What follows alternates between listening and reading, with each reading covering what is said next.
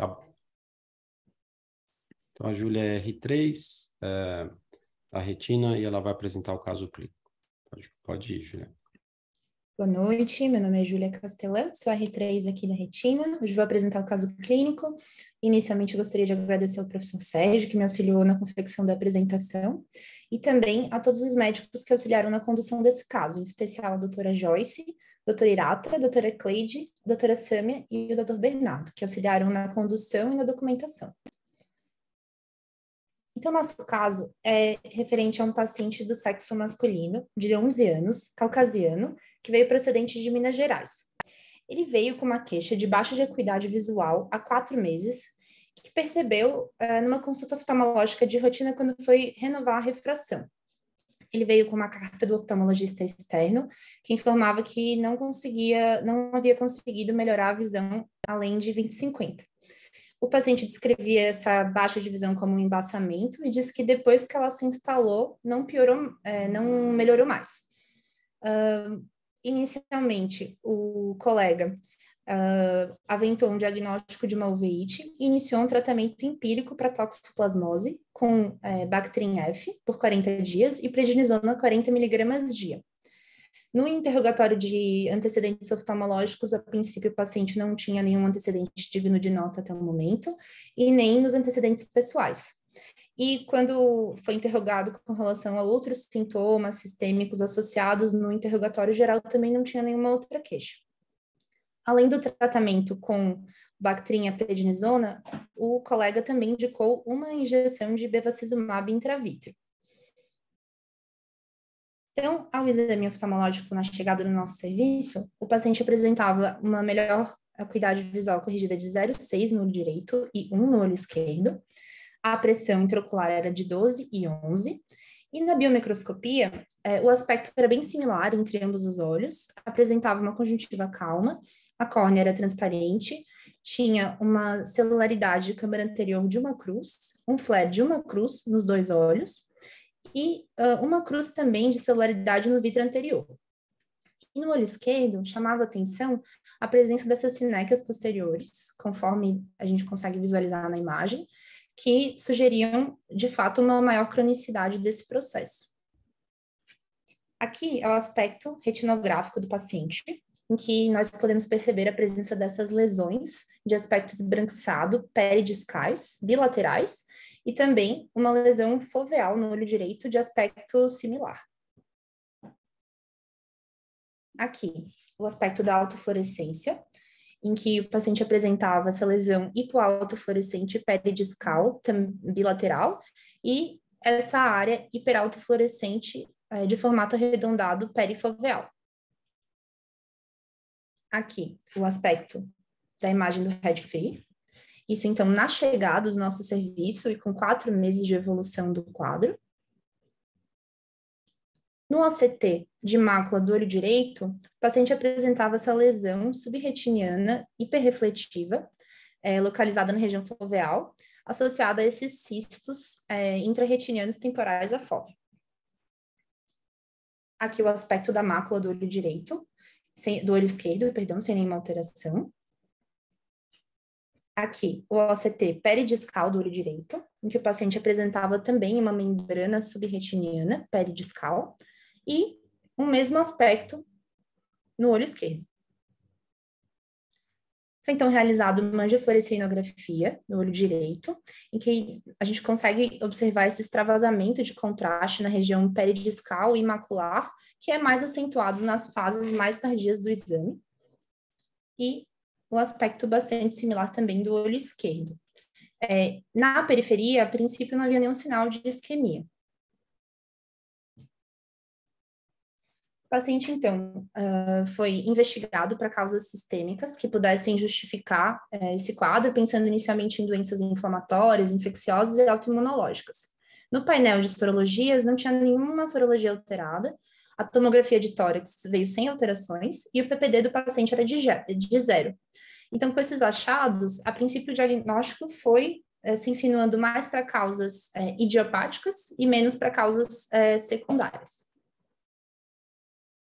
Então, resumindo o caso, nós temos um paciente do sexo masculino de 11 anos com uma queixa de baixa de acuidade visual em ambos os olhos, instalada há 4 meses, acuidade visual mais reduzida à direita, e com um quadro inflamatório condizente com uma uveíte e achados de membranas peridiscais, bilaterais e foveal no olho direito.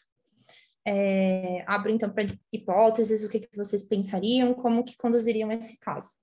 Tá, ótimo, Julia. Então, o resumo do caso está aí, algumas discussões aqui. Isso realmente é membrana, como a Júlia está falando? Né? Primeiro, essas lesões são membranas não vasculares na mácula e no disco, primeira coisa. Segunda coisa, ele estava usando corticoide. Esses exames laboratoriais com essas suspeitas diagnósticas têm que ser relativizados pelo uso do corticoide, tá? Quer dizer, ele pode estar mascarando algum resultado de exame, pode ter relacionado com o diagnóstico dessa criança, né? Quais são as hipóteses principais aqui nesse garoto, tá? Então, André, Jorge, se vocês quiserem começar a falar, comentar o caso. Cleide, eu não sei se vocês sabem, você conhece o caso, Cleide? Acho que já, né? Não, acho que não conheço, não. Tá. Então, quem quiser comentar sobre hipóteses, sobre resultado de exames, sobre outros exames que poderiam ser feitos, para a gente fechar o diagnóstico. Boa noite. Oi, Jorge. Tudo bem? Caso bem interessante com essa lesão bilateral peripapilar, que vaza, mas não vaza tanto, não caracteriza muito bem uma membrana, e também no polo posterior, uma lesão elevada, me lembra muito um granuloma.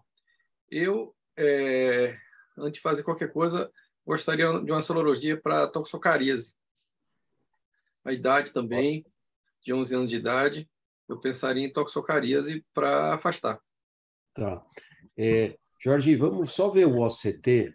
Vamos dar uma olhada no OCT, porque o aspecto de granuloma por toxocária é um pouquinho diferente. Quer ver?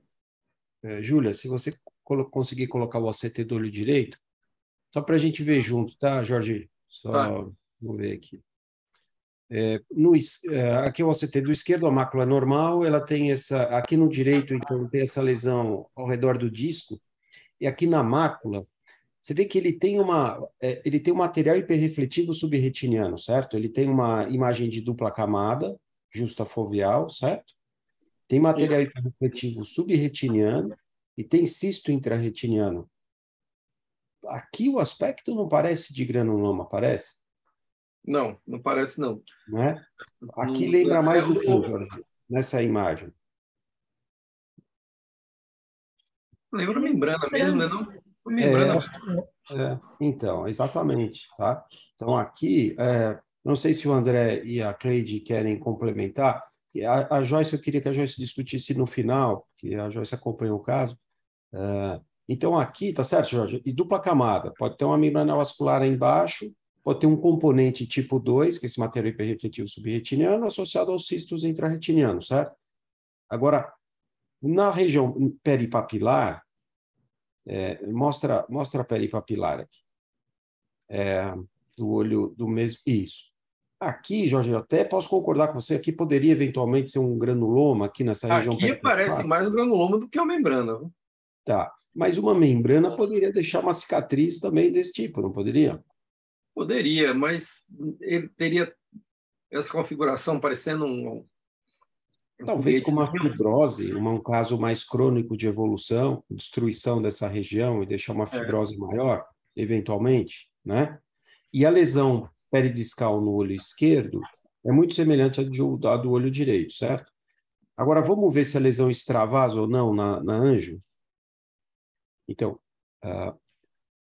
Jorge, se a gente for ver o 15 segundos e comparar com 6 minutos e meio, a lesão hiperfluoresce e eu acho que ela passa da borda aí, né? Eu acho que ela tem um extravasamento. Principalmente a da mácula. A da mácula está mais né? claro para uma membrana. A da peripapilar, ele não é bem delimitado, não está extravasando tanto assim, não.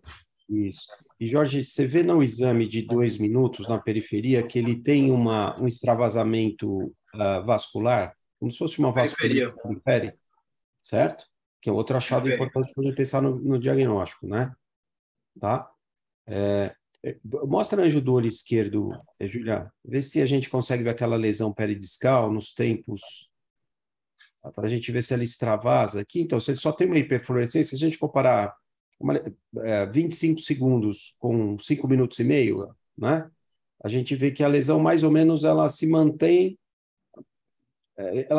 Na verdade, você tem uma impregnação tardia da lesão. Não É diria que isso. ela Tem, tem vazamento. você tem impregnação, você não tem um vazamento além das Tá. bordas, bem definidazinha para papilar. Mas, Jorge, se você tivesse uma membrana neovascular que tivesse cicatrizado, a imagem é essa, uma impregnação. Claro, não. Mesma coisa. Uma membrana já na fase fibrótica, ela é igualzinha. Ó. Ela faz um tingimento e não vaza porque não tem tanto vaso para ter hiperpermeabilidade. Daria a mesma coisa. Então, assim, eu concordo com você que um dos diagnósticos diferenciais é um granuloma e, em geral, os granulomas são secundários a infecções, né? Então, pode ser, você falou de toxocara, eventualmente TB, ele tem uma TB anergia também TB negativo. pensei mais né? em toxocara porque o TB deu negativo aí, não foi? Mas ele estava usando corticoide, né? Certo? Também. Apesar de ele não ter epidemiologia positiva para TB, não tem nenhuma alteração clínica, tem um raio-x de pulmão normal, eu acho que tem 11 anos, não tem nenhum impacto. Eu acho que ele não tem epidemiologia, não tem. Eu acho que talvez seja pouco provável, né?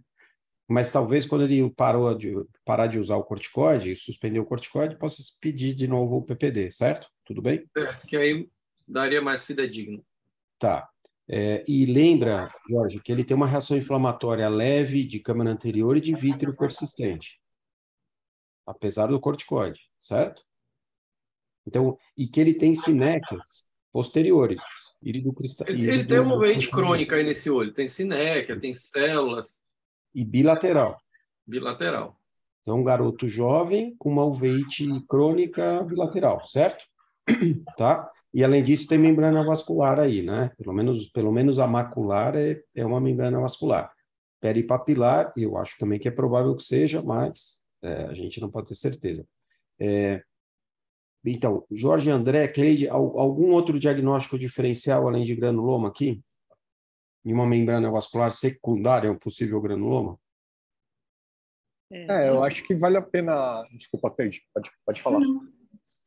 Eu continuo com a ideia de que é membrana vascular, macular no olho direito, peripapilar nos 2 olhos. Por que peripapilar? Fico imaginando se ele tem alguma patologia na região da papila. Mas quando a gente vê lesão peripapilar, já pensa esqueci, aquela relacionada à tuberculose, serpiginosa-like, ou a própria serpiginosa, mas ele tem uma uveíte crônica, isso pode ser reacional, uma pasplanite, uma uveíte associada a uma doença sistêmica, uma vasculite sistêmica. Eu acho que eu insistiria nos exames, especialmente de TB, mas partiria também para investigar HLA, HLA-B27, fator reumatoide, as uveites relacionadas a essas doenças sistêmicas que são mais comuns na infância. Tá, então só para a gente discutir melhor isso, ele tem avaliação reumatológica? Ele tem fator reumatoide, tem FAM eventualmente, principalmente fator reumatoide aqui, HLA-B27 e alguma coisa desse tipo, não? Ele tem dor articular, tinha artralgia, Juliana? Não, professor, não tinha nenhum sintoma sistêmico associado, não. Então, Cleide... Não tinha nenhuma evidência de pasplanite, não tem snowball, não tinha nenhuma reação vítrea importante, mais na periferia? Tinha snowballs ou snowbankings? Quando chegou para nós, não, mas ele já estava em uso de corticoide há um tempo bem prolongado, né? Mas ele tinha celularidade de vítreo anterior. Poderia ser um pasplanite e estar em remissão por causa do corticoide. Eu acho que, assim, se excluir definitivamente a infecções, acho que tem que repetir. mas principalmente PPD, IGRA, eventualmente tirar o corticoide e ver como é que fica, mas se excluir, especialmente tuberculose, eu ficaria com uma uveíte intermediária, secundária, eventualmente, alguma doença que tem que ser pesquisada sistêmica, ou até uma parsplanite dessas de criança que complicou com membrana vascular. O comum, mas eu acho que nessa linha. Só para pensar, só para a gente delimitar o diagnóstico, clinicamente ele não tinha nenhum sintoma, não tinha nenhuma queixa, nada articular, nada sistêmico, não tinha febre, não tinha tosse, não tinha nada que poderia se sugerir uma doença como causa primária.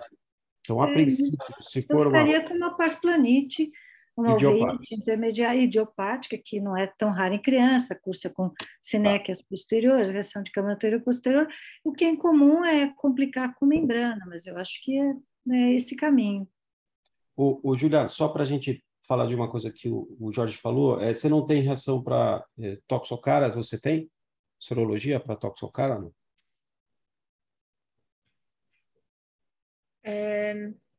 Aqui não, né? Professor, talvez, eu acredito que tenha sido feita, talvez eu não tenha posto aqui, mas eu acredito que deva ter sido feita sim. Tá. Pode falar. Não, a princípio, do que eu discuti com a equipe da UVEIT, eles tinham feito uma investigação sorológica bem completa, como é de praxe, eles sempre fazem, e as sorologias vieram todas negativas. Então, a princípio, geralmente o toxocara também é incluído. Tá. Sarcoidose, em geral, você tem um quadro clínico associado, a faixa etária que está fora. Eu não acho que sarcoidose pode dar vasculite? Pode dar membrana vascular, peripapilar e macular, é muito incomum, tá? Porque é uma... Não daria essas lesões, né? Não, eu estou falando para vasculite.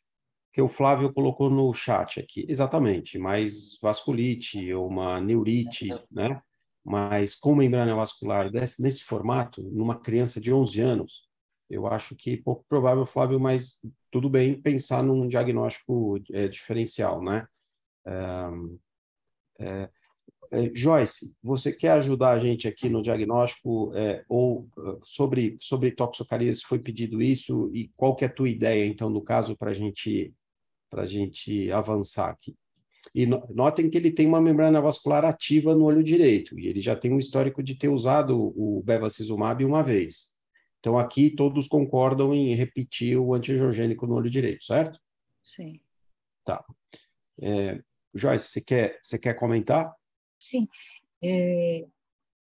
Eu acompanhei muito pouco esse caso, mas assim, é interessante ouvir a discussão de todos. Então, uma criança de 11 anos, a gente define que é um quadro bilateral, crônico, e que a gente classificaria como uma uveíte intermediária, né? Tem um vazamento periférico discreto, células no vitro anterior, já na vigência de um corticoide de 40 miligramas para uma criança de 11 anos, eu não sei qual que era o peso dele, mas é uma dose boa, né? Deve ser um pouco mais que meio miligrama por quilo, né? E quase que 1 miligrama, não pensando no peso. Agora, em criança, a gente sabe que a distribuição das uveites com etiologia, assim, predomina os quadros não infecciosos de uma forma em geral, tá? Assim, nas casuísticas que a gente tem na literatura, na nossa casuística também.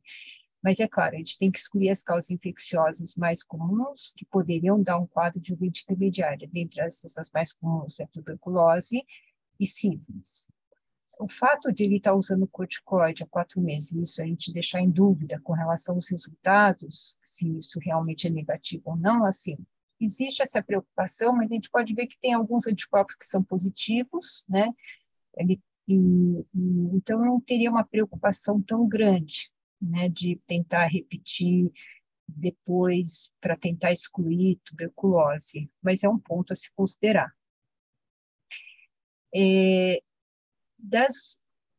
Então, em criança das uveites, em geral, predominam as uveites anteriores associadas à doença sistêmica, que é a IJ, e a segunda causa mais comum é a uveites intermediária. E dentre as uveites intermediárias, a etiologia e 80%, assim, você não chega a uma etiologia definida, quer dizer, você descarta as causas infecciosas, você fica com aquele grupo idiopático. E dentre as uveítes intermediárias tem a parsplanite, que é um subtipo, né, que já teve várias nomenclaturas, mas atualmente o entendimento que a gente tem que a parsplanite é uma entidade peculiar dentre as uveítes intermediárias, geralmente é um quadro mais grave, tem uma associação com alguns HLAs, não tem associação com infecção sistêmica nem doença sistêmica. E o tratamento geralmente é uma doença que você requer um tratamento mais agressivo, tem um curso mais agressivo. Então, assim, agora, essa criança, eu colocaria como uveitis intermediária, não dá para nem a gente colocar como tipo parsplanite, porque a gente não tem os snowballs ou snowbanks, apesar do uso já do corticoide. Então, não dá para a gente afirmar que seja, mas poderia ser. Né? Então, assim, a nossa preocupação é excluir e, claro, pesquisar doenças sistêmicas, como a Cleide colocou, mas nesse momento ela não tem. Né? E aí ela tem uma atividade leve de doença e uma membrana. Então, acho que o ponto interessante do caso é a membrana, que realmente é muito pouco frequente, né? Nessas situações. A gente tem membrana inflamatória em várias outras doenças, mas em uveíte intermediário, tipo parsplanite, é muito raro. Então, acho que só colocaria isso. Toxocaríase, que foi lembrado como diagnóstico, nós não interpretamos como granuloma, né? Apesar que poderia, nessa faixa etária, se pensar, e toxocaríase, geralmente, você tem um quadro unilateral, né? Tem um quadro bilateral, então, é um diagnóstico que, na verdade, acho que não foi investigado. Acho que seria isso, por enquanto. Perfeito. Então, toxocaríase, como pela bilateralidade e aparência clínica não ser próxima, né? Talvez seja um diagnóstico mais distante, mas eu acho que vale a pena fazer sorologia de todo jeito, né? Então, eu acho que as outras sorologias são positivas, mas o PPD especificamente, né? Talvez o IGRA não, Joyce, mas o PPD pode negativar no paciente com uso crônico de corticoide, né?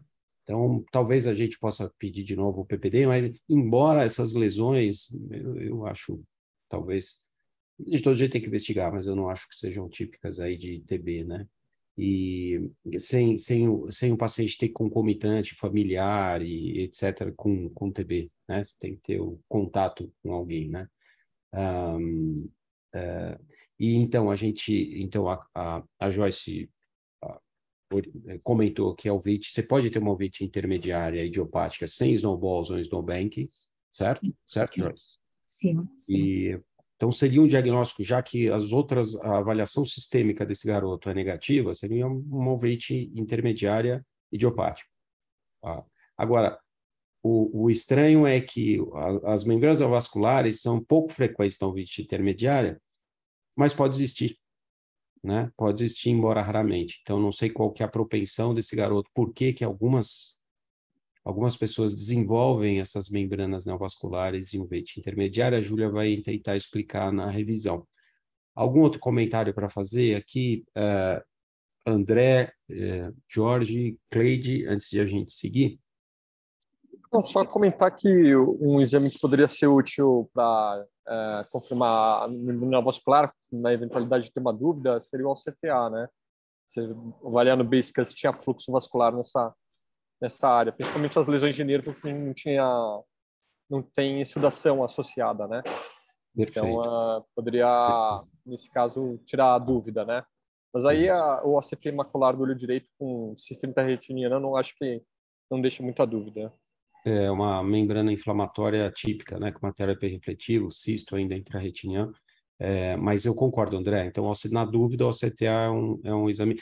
É que esse garoto não mora aqui em São Paulo, então por isso a dificuldade do departamento de uveíte de fazer os exames, né, Júlia? A gente pediu, mas ele não mora aqui, né? Então, isso, como ele é procedente de Minas Gerais, a gente acabou não conseguindo convocá-lo para fazer o ACTA, mas isso de fato foi algo que eu e o professor Sérgio comentamos, de que seria um exame que de fato agregaria bastante, mas ele morava muito longe e não pôde comparecer para fazer o exame. Tá. Outro ponto que é interessante, eu apresentei esse caso aqui, a Júlia me mostrou, achei muito interessante para a apresentação, pouco usual dele, apresentei em Sorocaba, no Simbós, e duas pessoas com experientes falaram que não existe cinéquia posterior em uveíte intermediária. É interessante, eu conversei com vários especialistas em uveíte top do Brasil, todos falaram que não é comum, mas pode ter. Isso não exclui o uveíte intermediária, certo, Joyce? Sim, sim, isso não exclui. E em criança, você pode ter um quadro anterior mais exuberante, né, que essa criança, né, quando chegou a nós, não tinha tanta inflamação, mas em criança você pode ter um quadro mais exuberante, mesmo sendo uma uveitis intermediária. Agora, um ponto que eu queria só também chamar a atenção, que vai ser importante para a conduta, quer dizer, uma membrana inflamatória numa criança com uma uveitis intermediária, quanto que a inflamação está contribuindo para essa membrana, o quanto que o quadro está controlado e não tem um componente tão inflamatório. Acho que, olhando pelo caso nessa situação, a inflamação é leve, né? Com essa membrana bastante pele discal e subfoveal em ambos os olhos. Acho que só isso também chama atenção. Também. Talvez, Joyce, ele tenha tido uma reação inflamatória maior e tenha formado duas membranas peridiscais que são mais antigas, por isso que elas têm a fibrose e essa elevação, quando ele tinha uma inflamação maior. Talvez ele tenha formado a membrana neovascular e ela exudou pouco, depois foi introduzido o corticoide. Só para ter um racional da apresentação clínica, sabe? É uma ideia, não sei se foi isso que aconteceu, mas a gente poderia justificar esse quadro de atividade com ainda corticoide por isso, sabe? Talvez as membranas peridiscais, então, tenham aparecido antes de ele introduzir a medicação, numa fase assintomática, formou essa lesão grande, essa fibrose grande, que vocês chamaram a atenção, que até pode parecer um granuloma, né? E aí eu acho que a lesão macular, a membrana vascular macular apareceu já talvez um pouco antes do corticoide, ou na vigência do corticoide, por isso que ela teve um desenvolvimento menos intenso. Você vê pouco material hiperrefletivo e poucos cistos, né? E eu acho que com antiangiogênico ele deve resolver esse quadro, né? Mas é interessante a gente saber como isso se formou, que a gente não tem a continuidade do caso, a gente já pegou ele nessa fase, né? Sim. A gente pode seguir aqui na condução, eu acho que alguns pontos talvez que a gente possa contribuir para a discussão, Joyce, talvez repetir o PPD na medida em que ele reduziu o corticoide, que ele ficasse sem corticoide, pedir a sorologia para toxocariase de todo jeito, e eu acho que basicamente isso, e fazer o OCTA, para a gente documentar bem as membranas, eventualmente. As membranas peripapilares não tem mais fluxo, então talvez o CTA não consiga identificar a membrana em si, mas a membrana inflamatória macular do olho direito, acho que com certeza a gente consegue identificar ainda, pelo menos nessa fase daria, né? Sim. Uma coisa que eu acho difícil, é mais uma pergunta, é manejar o corticoide aí, porque certamente essa membrana vai precisar de antiangiogênico, mas como a doença é provavelmente uma doença sistêmica, porque ela é bilateral, tem membrana nos dois olhos, eu não ficaria confortável de tirar o corticoide dessa criança. E, por outro lado, 40 miligramas é uma dose alta, eu tenho dificuldade de manejar o corticoide aí, ou até, eventualmente, uma imunossupressão. Perfeito. Joyce, você consegue controlar uma uveitis intermediária com corticoide subtenoniano? Primeira pergunta. Depois, você consegue substituir numa criança de 11 anos um corticoide, mesmo que seja uma dose menor, e a gente monitore para ver a atividade de membrana vascular? Quer dizer, você consiga reduzir o corticoide usando um imunossupressor? Como é que a gente conduz em relação à medicação sistêmica anti-inflamatória ou imunossupressora a um garoto de 11 anos? Tá. Então, assim, se ele tivesse só uma uveitis intermediária sem membrana e que tivesse indicação de tratamento, né, lembrar que a uveitis intermediária não é toda uveitis que se trata, né, mas se ele tem a indicação por um edema macular, uma baixa de cuidado importante, uma vasculite importante, aí você entraria ou com subtenoniana, ou intravítrea, ou oral. Agora, como o quadro é bilateral, a preferência seria o oral. Agora, ele tem uma membrana, né? Então, assim, eu acho que a medicação subterrânea ou intravítrea, pensando em um quadro ativo, acho que a gente não pensaria, a gente pensaria mais já no tratamento sistêmico, né? Agora, antevendo, a gente tem casos de uveíte intermediária que você faz um curso de corticoide e você vai reduzindo lentamente e não reativa e você resolve e só acompanha. Não é o habitual, ainda mais em criança, né? Então, dependendo da evolução, a gente já antevê, sim, o uso de imunossupressor, e aí a preferência é pelo metotrexato, pela preferência, pela experiência que se tem uso em criança, né? Para depois, se não melhorar, passar para as outras classes de imunossupressor ou imunobiológico.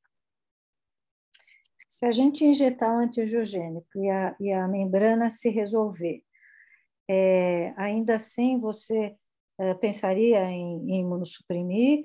E qual seria o critério de atividade? Aquela vasculite periférica? Ou já se vamos supor que a membrana se resolva com o antiangiogênico? Tá. Então, essa criança, na verdade, eu vi nessa situação e com essa dúvida, porque não foi usado, não foi colocado imunossupressão. Júlia me corrija se é isso mesmo, mas que eu me lembro, teve melhora só com antiangiogênico, quer dizer, não foi incrementado o tratamento sistêmico. Então, a nossa conduta seria observação, não entraria com imunossupressor, a gente acompanharia. Tá? Uhum. E suspende lentamente o corticoide? Suspende lentamente. Uhum. Porque, assim, considerando o quadro geral, se não fosse a membrana, a atividade é muito leve na Sim. situação atual com corticoide, né? Então, não teria uma indicação nesse momento de introduzir a imunossupressão. E não foi, eu ficaria em dúvida no começo, se fosse logo na primeira avaliação nossa, nessa situação, talvez eu tivesse já indicado naquele momento, mas ela ficou um tempo em segmento e não foi usado, e melhorou a membrana e não piorou a inflamação. Então, aí nessa situação, com esse tempo de segmento que ainda é curto, acho que não tem indicação nesse momento. Perfeito. Então, a ideia é tratar a membrana vascular com um antiangiogênico, a gente vai mostrar o segmento, diminuir o corticoide ao longo do tempo, observando de perto esse menino. Se ele recidivar na diminuição, na redução do corticoide, a gente aumenta o corticoide, daí pensa em trocar o corticoide pelo metrexato, certo? Isso, certo. E, então, Júlia, você quer mostrar o segmento? Sim, professor. Então, dando seguimento, o diagnóstico que foi clínico firmado foi, de fato, de uma uveíte intermediária idiopática com membrana neovascular peripapilar e subfoveal. Conforme a doutora Joyce falou, a princípio, foi optado por não imunossuprimir nesse momento, mas sim observar a evolução do caso após a indicação de 3 doses de bevacizumab no olho direito. Aqui, eu trago o ACT da macular do olho direito após o bevacizumab, então a gente observa uma resolução dos cistos e a membrana passou a assumir um aspecto já mais fibrótico e mais apiculado. A membrana peridiscal do olho direito não teve muita mudança, mas ela já tinha um aspecto menos ativo e mais fibrótico e cicatricial também na chegada. E aqui o aspecto do olho esquerdo mantido em relação à consulta inicial. Então, conforme foi falado, o ponto mais interessante e singular desse caso é o fato de ser uma uveíte intermediária com a manifestação das membranas neovasculares, que, conforme a doutora Joyce falou, e conforme eu vou trazer na revisão da literatura, até são relativamente frequentes em outras manifestações de uveíte, como uveites posteriores ou panuveites, mas nas uveites intermediárias são bastante raras, em especial na faixa etária pediátrica, que foi mais ou menos o que eu vi quando busquei na literatura outros casos similares, eles são em número bem reduzido de fato. Então, para tentar entender um pouquinho melhor sobre essas membranas inflamatórias, sobre a correlação delas com as uveites intermediárias, vou trazer uma revisão da literatura. E para a gente começar a entender um pouquinho melhor do ponto de vista introdutório, o diagnóstico de uveíte intermediária é firmado quando a inflamação intraocular predomina na região do vítreo, da pars plana e da retina periférica. Essa nomenclatura foi firmada pela primeira vez em 2005 com o grupo da padronização de nomenclatura de uveites, que é o SAM, que definiu a uveíte intermediária como uma uveíte acometendo vítreo, pars plana e retina periférica, e mais especificamente a parsplanite como uma uveíte intermediária idiopática, que pode ser unilateral ou bilateral, e que não tem nenhuma doença sistêmica, autoimunológica, infecciosa associada. Ao longo da história, vários nomes já foram utilizados como sinônimos para descrever a uveíte intermediária, como ciclite crônica, uveíte periférica, parsplanite, e hoje em dia esses termos são muito comumente ainda utilizados como sinônimos, embora a forma mais correta de abordá-los seja de que a uveíte intermediária é um diagnóstico anatômico, enquanto que a parsplanite se refere a uma uveíte intermediária de fato idiopática. A etiologia da uveíte intermediária idiopática ainda não é tão bem esclarecida, mas alguns estudos mais recentes têm associado a ocorrência dela com os haplotipos HLA-DR2, DR15 e DRB1-0802, sugerindo que possa haver uma predisposição genética à ocorrência desses casos. Em crianças, as uveites já são doenças bastante raras, mas conforme a doutora Joyce falou, dentre as uveites intermediárias são causas bastante relevantes de inflamação ocular em crianças, e elas têm uma idade média de ocorrência entre 4 e 15 anos, e correspondem a 8 a 22% dos casos de uveíte nessa faixa etária, com uma incidência de 1,4 para 100 mil habitantes. Elas são muito frequentemente assintomáticas na faixa etária pediátrica, em especial porque não cursam necessariamente com hiperemia ocular, e às vezes os pais demoram para perceber o quadro.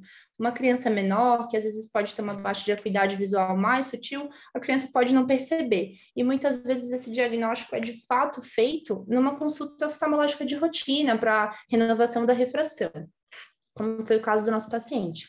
Então, o quadro típico envolve a presença de uveíte, de vitreite, que é um sinal definidor da uveíte intermediária. Ela pode ser moderada ou às vezes até severa.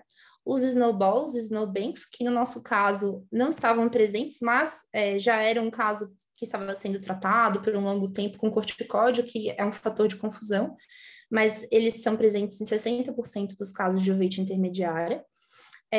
As sinéquias posteriores são sim um sinal presente, em especial quando o quadro tem cronicidade e não é adequadamente tratado, e até em 45%, 50% dos pacientes pode ser percebido, assim como a ceratopatia em faixa, que também é um sinal que denota cronicidade e tratamento muitas vezes inadequado.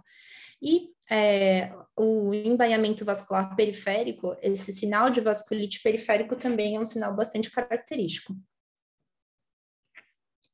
Alguns casos de uveíte, principalmente uveites posteriores e panuveites, já são bastante correlacionados com a formação das membranas neovasculares inflamatórias. Elas são tipicamente subretinianas, então são classificadas como tipo 2, e envolvem o complexo EPR membrana de Bruch. Na faixa etária pediátrica, é interessante que o espessamento da membrana de Bruch não é um sinal muito frequentemente visto, e elas também não costumam cursar com nenhum tipo de calcificação. Dentre as causas de uveíte, pensando de um modo geral, elas são bastante frequentes na coroidite multifocal, que é um dos principais diagnósticos, não para esse caso, devido à faixa etária, mas pensando de uma forma mais ampla, é um diagnóstico bastante importante. A PIC também, e outras causas, como a coroidite serpiginosa, que também foi levantada, doença de Harada, coroidopatia birdshot, sarcoidose, são também outras causas, além das causas infecciosas, conforme foi previamente dito. Então, pensando na fisiopatogenia, uma possível explicação é que o EPR, quando isquêmico, secreta um fator SDF1, que é um fator indutor de proliferação endotelial. E um dos receptores para o fator DF1 é o CXCR4, que é um receptor que está presente em células inflamatórias, como fibroblastos, leucócitos, e também o próprio EPR é capaz de produzir outros fatores pró-inflamatórios, como interleucina 1, TNF-alfa, interleucina 2, 6, 10, que são fatores que contribuem para a autoalimentação do processo inflamatório e da formação da membrana. Essas membranas são compostas tipicamente, além do material neovascular, por também fibrina e sangue. E o líquido subretiniano pode estar presente, ele é tanto um marcador de atividade da membrana e também pode ser um marcador de resposta terapêutica. No OCT, elas aparecem geralmente como lesões hiperrefletivas, subretinianas, adjacentes geralmente a áreas de EPR lesado, rompido, e também podem aparecer como DEPs hiperrefletivos. São também comuns áreas de perda focal da retina externa, podendo ser visualizada hipertransmissão para a coroide, e conforme eu falei, o líquido subretiniano é bastante frequente. Eu trouxe aqui nessa imagem um exemplo da avaliação multimodal de uma neovascularização de coroide que é associada a um caso de coroidite multifocal.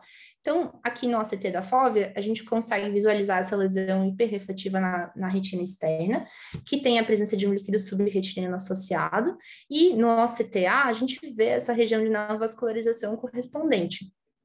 Esse paciente foi tratado com ranibizumab e a gente observa uma melhora dos cistos, com a permanência dessa lesão que já assume um aspecto mais cicatricial, mais fibrótico.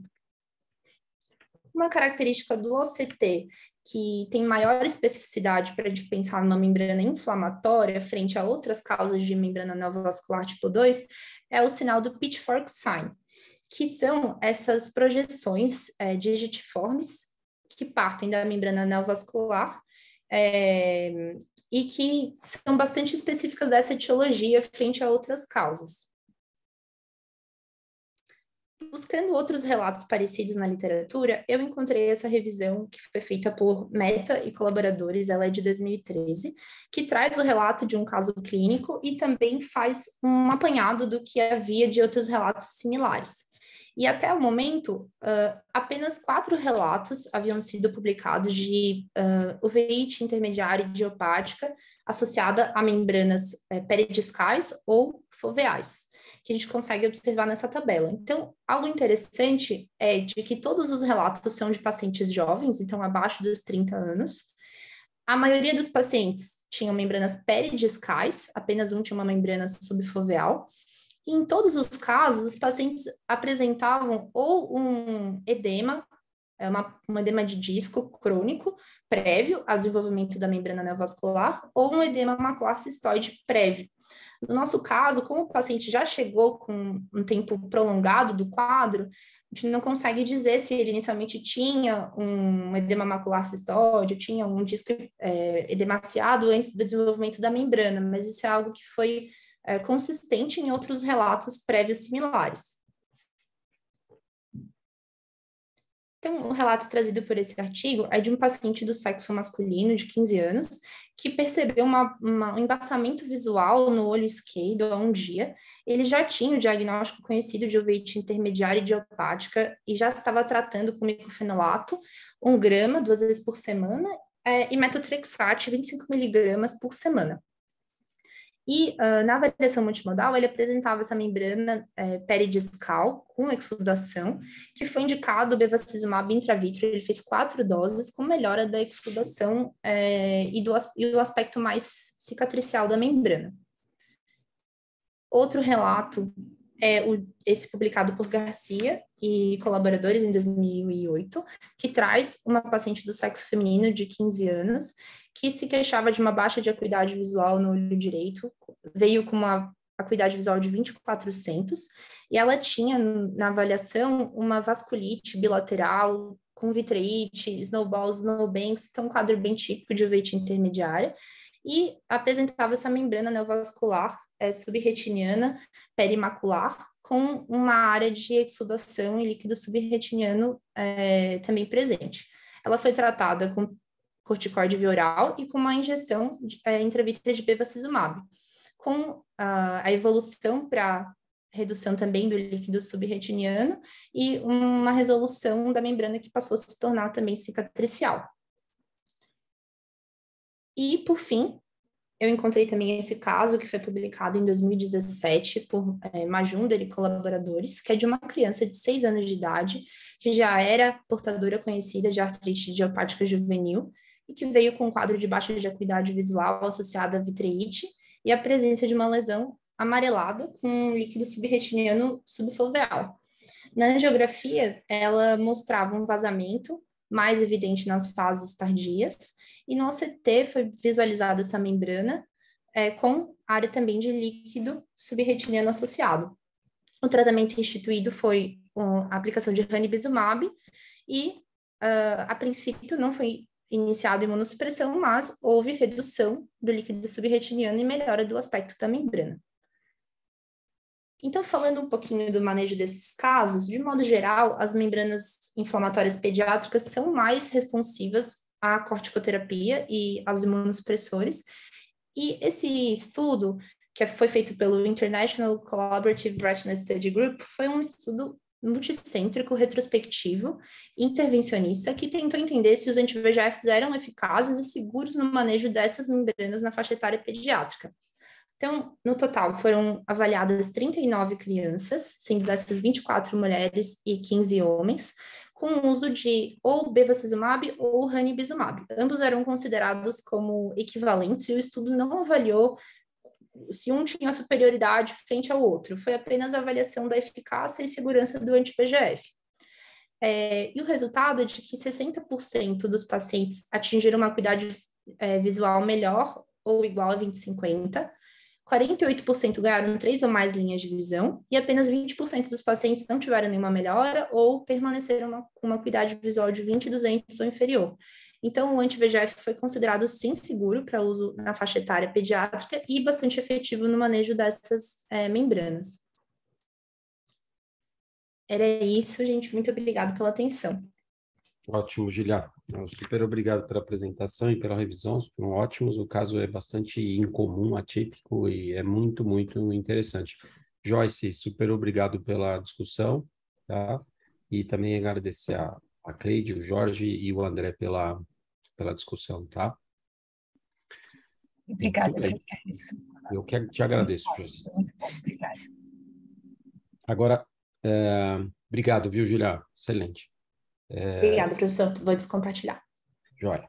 Rodrigo, se puder compartilhar, o Rodrigo é fellow de primeiro ano e ele vai apresentar a imagem da semana.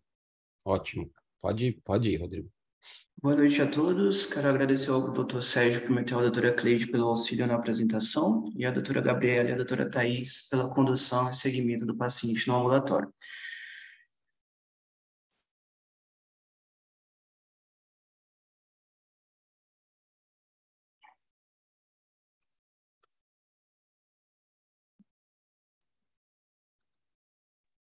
Está encontrando o play aí? É uma paciente de 67 anos, do sexo feminino, que apresenta um BAV progressivo em ambos os olhos nos últimos 6 anos. Ela nega antecedentes oftalmológicos, história pregressa também nega, antecedentes familiares, e apresenta uma acuidade visual de 20/80, com meia dioptrias. A biomicroscopia dessa paciente, ela é pseudofásica nesse olho direito, pio normal, e aqui eu estou apresentando uma imagem de OCT do olho direito dessa paciente e pergunto qual é o diagnóstico. Então, André e Jorge, se vocês acertarem aqui, eu pago um jantar para vocês dois no restaurante que vocês quiserem, tá bom? Com essa imagem é muito difícil de fazer o diagnóstico, tá? Isso daqui é imagem parecida com o que aqui? Você vê que tem a retina externa bastante lesada, certo? E tem um depigmentar com vários escolamentos epitelio-pigmentar, um material subepitelio-pigmentar bem irregular, tem lesões parecendo uma tubulação, certo? Do lado direito aqui. Lembra aquele lump bump, né? Então, lembra outras coisas, né? O lump bump que pode ter associação com neovascularização de coroide, é isso? Isso. Mas Agora, essas outra lesões... coisa que me fala. faz lembrar também, infiltrado por doença Metástase, né, de coroide. linfoma primário, Tá. certo? Que também Linfoma. daria uma elevação Então, difusa. só que a sua alteração é unilateral. O outro olho, eu vou te falar, o outro olho é normal. Tá? Isso aqui é só o direito. Isso é só o direito. No olho esquerdo, ele não tem essas alterações. É completamente assimétrico. Mas mesmo assim poderia ser, né? Metástase de coroide, linfoma. Poderia ser um quadro unilateral, né? Não necessariamente seria bilateral, né? Tá. As metástases de coroide, em geral, elas se apresentam com uma redução de refletividade logo abaixo da lesão ou na lesão, né? Aí você vê que a refletividade abaixo desse EPR está normal. Em geral, o linfoma, para ter tanta alteração subretiniana, ele tem infiltração subretiniana também, perivascular, no vítreo, né, na interface, certo? Para ser uma DMRI com bastante drusa e elevação, também é muito grande, né? Mas ele tem uma perda de retina externa, poderia ser um caso aqui avançado, né? Com bastante drusa e perda de retina externa também, né? Certo? Você vê que tem linhas de hiperrefletividade na coroide, então ele tem falhas no EPR aí também, né? Alguma outra ideia além de tumor, de coroide ou manifestação de uma doença sistêmica como um linfoma aqui, de uma neoplasia? Então, graças a Deus eu não precisei pagar o jantar para vocês, tá? Agora eu não pago mais. E agora vamos avançar para uma outra imagem, Rodrigo. Vamos ver. Então, aqui imagens sequenciais de inferior para superior desse mesmo olho. Aqui um vídeo. Osteoma de coroide?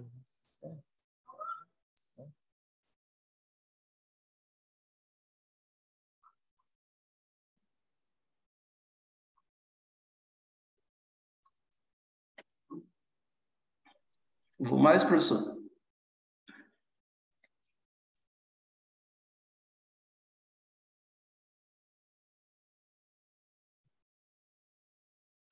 Essas outras lesões aqui estão parecendo perfluorocarbono subretiniano. Ou é artefato lá temporal aqui? É perfluor. Quando eu vi, desculpa, Então, isso aqui foi um transplante de coroide e retina no paciente que tinha uma DMRI seca e fizeram um transplante lá de cima. Puxaram e botaram aqui. O transplante lá de cima de onde? Temporal superior, que seria o local mais fácil de você... Jorge, olha embaixo da lesão. O que você vê embaixo? Puxaram aqui embaixo, foi? Certo? Então, transplante de coroide e retina. Eita, esse cara é bom, hein? O cara é bom, viu, Rodrigo? É isso aí. Então, você vem perflu, você tem que pensar... Eu perdi o jantar, mas não perdi a viagem. Ainda bem que tem tempo, né, Pimentel? Você já disse que Oi? tinha acabado o tempo do jantar, né? Já, ainda bem, né? Porque quando aparecesse essa foto aí, eu acho que ou o André ou o Jorge poderiam acertar aqui, né? Porque tem perflu aí. Isso é perflu, né? Quando eu vi o perflu, eu falei, então fizeram cirurgia subretiniana para esse negócio assim. Rodrigo, Entendeu? da próxima vez, se você apaga esse perflu daí, tá? Photoshop. Tá. Mas com Então, a imagem do OCT, não acertaria nunca. a imagem do Ali é ACT é difícil extremamente demais. difícil. Aí é Então, difícil demais. Você vê se o EPR ele fica irregular, porque ele foi puxado, né? Então, ele tem essa irregularidade mesmo, né? Quer ver? Continua na avaliação multimodal, Rodrigo. Isso, olha aí. Aí dá para ver Agora bem, que né? dá para ver com certeza que tirou o punch de baixo, que não é um local tão bom para tirar, porque de cima para baixo é mais fácil a posicionamento para você puxar. Perfeito. Mas com certeza ele tá operando aqui às 12 horas, certo? Ele entrou no olho superior. Esse é o olho esquerdo, né? Isso. Seu olho esquerdo. Seu olho esquerdo, né? Então, assim, a imagem do OCT é pouco usual, né? Mas aí o perfil sugere uma vitrectomia e daí, se você vê aquela lesão inferior e pensa, a gente fica pensando na lesão central, você lembra de... Parabéns, Jorge. Excelente o diagnóstico, tá? E eu acho que as hipóteses que vocês trouxeram também são compatíveis com o diagnóstico diferencial aqui, se você só vê o OCT, concordo totalmente, tá? E agora o Rodrigo que veio com essa lesão para mostrar para mim e para a Cleide aí, ele vai continuar com a avaliação da lesão, tá bom? Isso, com a revisão. Então, Rodrigo, faz rapidinho que a gente está atrasado, tá? Beleza, então o motivo do transplante de EPR foi justamente a ruptura de EPR em um paciente com DMRI exudativa, e a causa mais comum justamente são esses DEPs vascularizados na DMRI exudativa. O fator de risco mais comum é o anti-VEGF, mas a gente tem também diversos outros fatores de risco, biomarcadores, como o DEP grande, e aí não se sabe qual seria o tamanho. O Sarraf já falou que são 600 micras, outros autores já falaram de 500, 580, 560. O DEP de diâmetro grande também, na angiografia, é um grande fator preditor para que a gente tenha a ruptura de EPR, e diversos outros biomarcadores. E por que se dá essa fisiopatologia, né? Então, a gente tem um DEP na imagem de cima, que proporciona e que gera uma força hidrostática, uma pressão hidrostática de dentro do DEP para fora, e aí ele gera essa pressão, ocasionando essa irregularidade na monocamada de EPR. Só que isso por si só, apesar de a gente ter também rupturas em DEPs espontâneos, isso por si só não é suficiente na maioria dos casos de ruptura que a gente tem. Então, teria que ter uma outra fisiopatologia, e é justamente o fator de risco. A utilização do anti-VEGF em DEPs grandes, ele faz justamente uma pressão tangencial de fora para dentro, e ocasionando mais ainda essa irregularidade, como a gente percebe na monocamada de EPR, e gerando a ruptura. A gente tem diversos casos, como aí na figura de baixo, de ruptura de EPR, mais comum foi a que eu falei, mas a gente também tem algumas causas sem o descolamento epitelio-pigmentar. O diagnóstico dessa lesão é um diagnóstico feito através de avaliação multimodal, mas as duas principais avaliações é justamente a autofluo, que a gente percebe na imagem de cima, uma notável hipoautofluorescência, que corresponde justamente ao EPR desnudo, e no meio a gente observa uma leve hiperautofluorescência, que é justamente a área da rasgadura do EPR.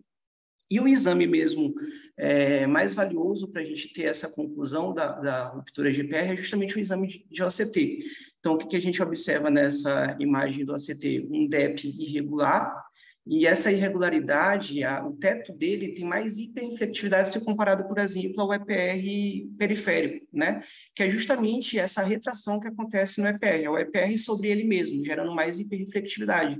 De tal modo que a gente observa internamente ao DEP, aqui nessa região, que existe um sombreamento, justamente porque a imagem não passa. E na região periférica a gente tem alta penetrância, né, justamente pela atrofia de EPR. A prevenção, né? Será que existe alguma prevenção? Isso é bastante controverso. Alguns autores recomendam aguardar 1, 2 meses se esses pacientes tiverem DEPs com esses preditores que eu citei.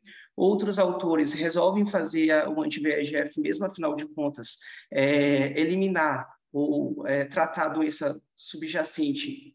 A gente acaba tratando um dos elos da fisiopatologia da ruptura de EPR. Outros autores ainda preferem utilizar meia dose de ranibizumab ou até trocar a droga, ao invés de usar, por exemplo, a aflibercept, que é mais potente, eles utilizam o ranibizumab, e outros autores acabam utilizando a aflibercept mesmo, afinal de contas, a aflibercept é mais potente e ele vai eliminar, vai tratar com mais rapidez o DEP neovascular. Então, isso é bastante controverso e, enfim, dá muita conversa aí sobre de que modo a gente deve prevenir esses casos, esses possíveis casos de ruptura.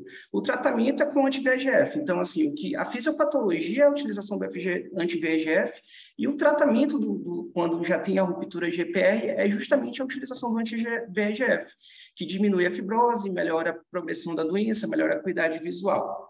E por que nesse caso foi feito a translocação de enxerto de EPR, né? Então, a gente tem classificação da ruptura de EPR em 4 graus. Grau 1 é até 200 micra, grau 2, 200 até 1 diâmetro de disco, grau 3, acima de 1 diâmetro de disco, e o grau 4 é quando a gente tem acima de 1 diâmetro de disco essa ruptura, e ela acomete a região foveal. Então, nessa condição, o anti-VEGF ele não funciona tão bem quanto nos outros graus. E uma alternativa seria justamente fazer a translocação, como foi feito. O transplante autólogo de EPR foi descrito pela primeira vez por Peyman, em 1991, e consiste justamente na utilização de um EPR saudável da periferia, e esse EPR saudável vai substituir o EPR original danificado. E é danificado por diversas doenças, atrofia macular, membrana neovascular e a própria ruptura, como no nosso caso. Então, consiste no transporte saudável da periferia para a região macular. Os resultados em relação à acuidade visual são variados, vou falar isso um pouco no final, mas o mais interessante é que a adição do enxerto parece ter um papel preponderante na melhora visual.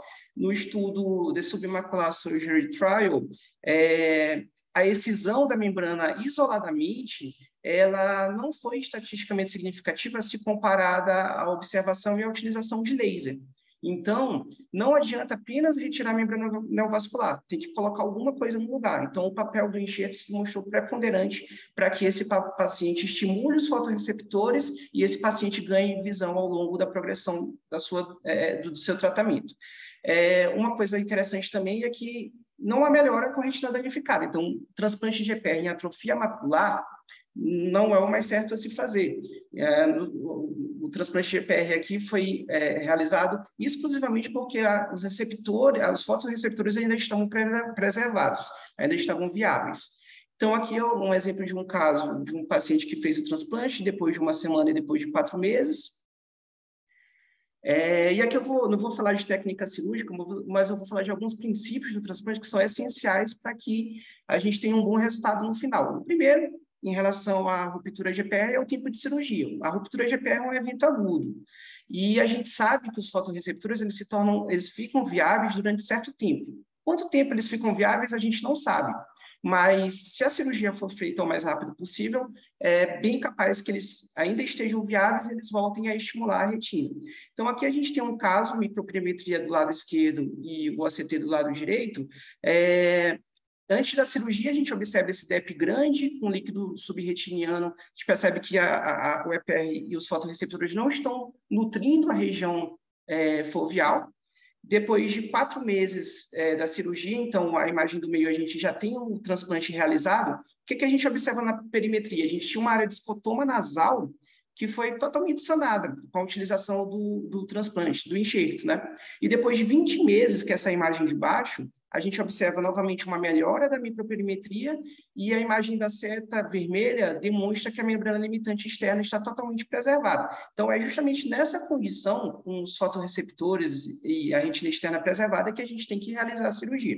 Não adianta realizar a cirurgia se os fotorreceptores já estiverem danificados. O transplante de coroide junto à bainha, então, não adianta só transplantar da área doadora apenas o EPR, tem que transplantar a coroide subjacente também, justamente para melhorar a perfusão. O tamanho do enxerto é essencial, então há autores que dizem que tem que ser 3, 4 áreas de diâmetro de disco, no mínimo 3, 4, justamente pelo fato de que se a gente fizer o transplante com um enxerto pequeno, a gente vai manipular demais a área da borda desse enxerto, é justamente a borda que a gente manipula mais, e aí gera fibrose, gera ferida operatória e gera cicatriz e fibrose no final. E um princípio importante é que se danifica intencionalmente a membrana de Bruch, justamente para melhorar a perfusão. Então, nessa imagem de hidrocianina de cima, na imagem de cima, a gente percebe que o enxerto, depois de 4 meses da imagem de cima, ele está totalmente viável, enquanto que a imagem de baixo, a gente percebe um enxerto pequeno. Então, enxertos pequenos, eles geram fibrose ao longo do tempo. E é justamente esse um dos princípios que a gente não pode deixar de levar em consideração na realização dessa cirurgia. O óleo de silicone é essencial. Lógico que ele não vai prevenir todo e qualquer PVR ou todo e qualquer descolamento de retina, mas ele contribui num papel primordial pelo fato de que, se existir PVR, ele consegue transferir esse PVR que seria originado no nível, na retina inferior e na retina central, para a retina superior, então, longe da área do enxerto. O peeling de membrana limitante interna também é uma condição sine qua non, justamente para diminuir a possibilidade de enrugamento desse enxerto. E, obviamente, a adequada avaliação pré-operatória, aquilo que eu já havia falado, uma boa avaliação multimodal, de tal modo que a gente tem que observar se há uma retina externa viável para a realização do transplante de EPR. Então, aqui a gente tem dois casos. O caso da esquerda, a imagem de cima, a gente tem uma membrana neovascular, depois a imagem de baixo, a gente observou que ela foi tratada. Então, a seta com a cauda do meio, a gente observa essas áreas hiporreflectivas subfoveais que correspondem justamente a uma boa vascularização. A seta tracejada demonstra que a membrana limitante externa estava preservada. E as setas sem a cauda demonstram uma região onde há justamente essa manipulação cirúrgica e é a borda do enxerto, né? Já na imagem da direita, a gente observa que antes da cirurgia, na figura A gente tinha uma membrana neovascular. 4 meses depois da cirurgia, a gente observa que as bordas eram um tanto quanto hipoautofluorescentes. Isso é normal, porque é justamente essa área que é manipulada e essa área que tem mais cicatriz mesmo. Mas observa que o enxerto a nível central tem uma vascularização de coroide bastante próxima do restante da retina desse olho. E 20 meses depois desse transplante, a gente observa que o enxerto centralmente já ficou hipoalto. Então, por mais que seja feito tudo direitinho, tudo certinho, a complicação mais temida é justamente a atrofia macular, como a gente observou aqui na imagem em si. E a borda também, ela aumenta consideravelmente a hipoautofluorescência, demonstrando que existe aí uma inviabilidade desse tecido também. Então, as complicações, eu não vou me delongar aqui: descolamento de retina, membrana epirretiniana, buraco macular, hemorragia subretiniana, a descentralização do PET. Então, utilizando aqueles princípios lá de um enxerto grande, fazer as microroturas na membrana de Bru, a gente contribui para diminuir a chance de descentralização do PET.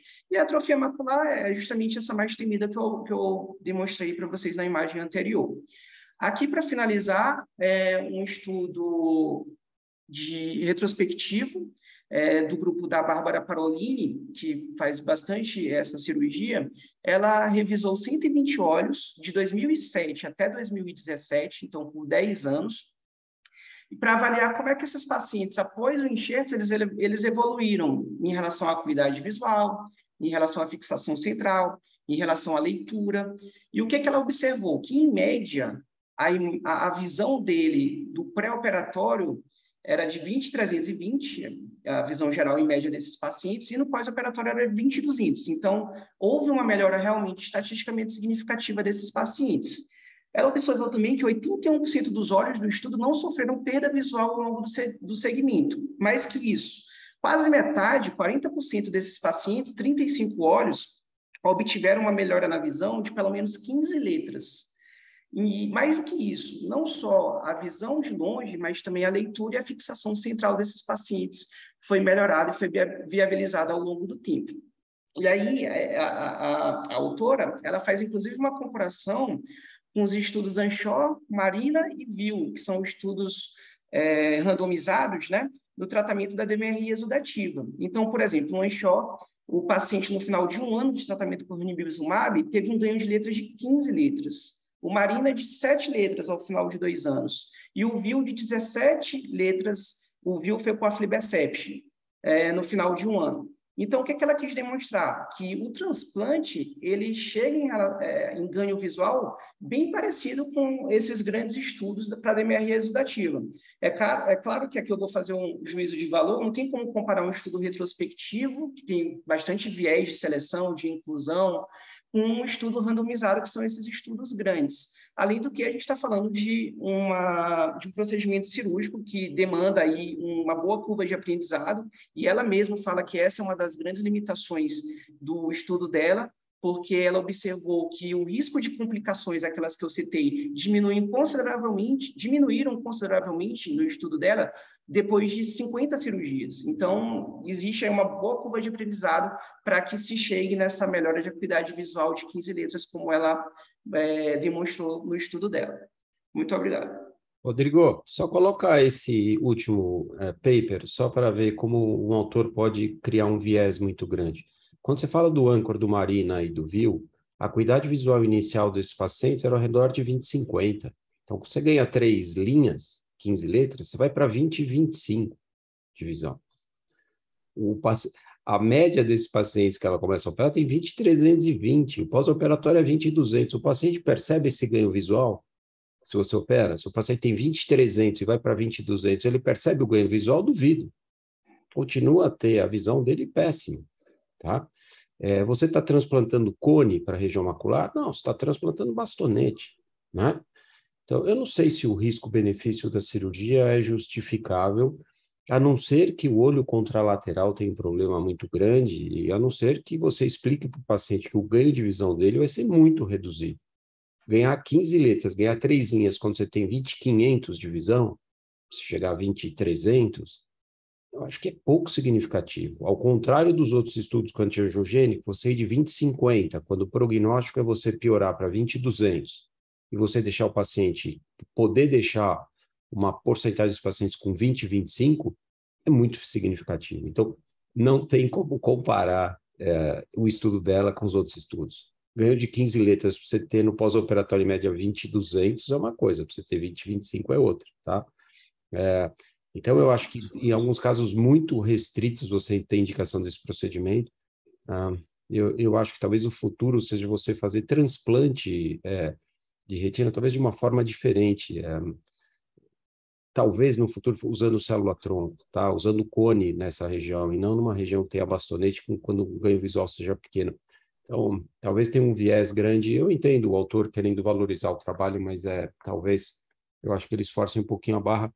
Mas, de todo jeito, Rodrigo, parabéns pela tua apresentação, excelente, e pela tua revisão dessa técnica cirúrgica, que é uma técnica cirúrgica difícil, desafiadora, né?